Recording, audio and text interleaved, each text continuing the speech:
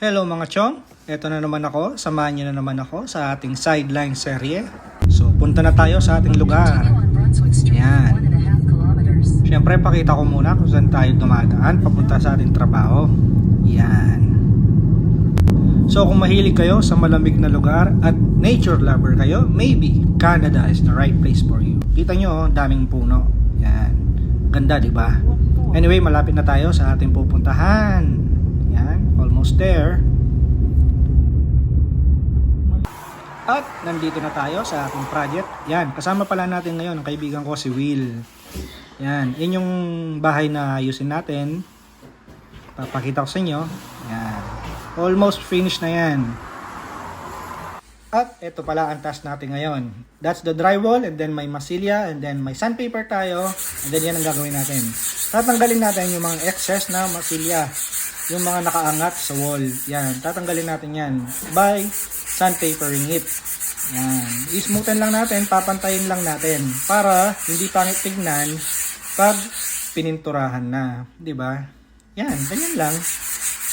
Buong bahay ang gagawin natin ng ganyan kasi halos tapos naman na yung pagmamasilya ng buong bahay. So, smoothen lang natin, prepping lang for the painting.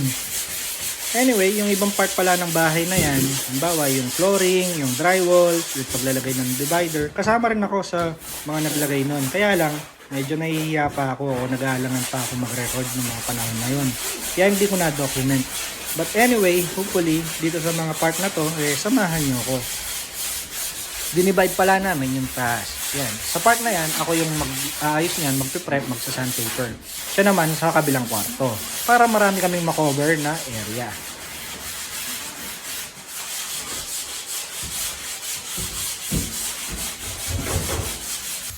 Siyempre, hindi lang naman yung lower part ang isa-sandpaper natin. Pati rin naman yung ceiling.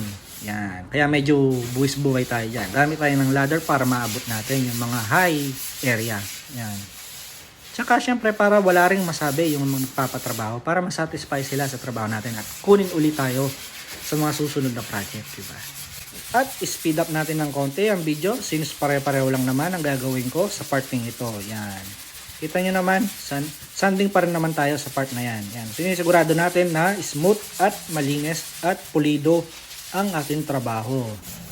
At dyan natatapos ang ating video. Hopefully, samahan nyo ako sa ating mga susunod na sideline serye.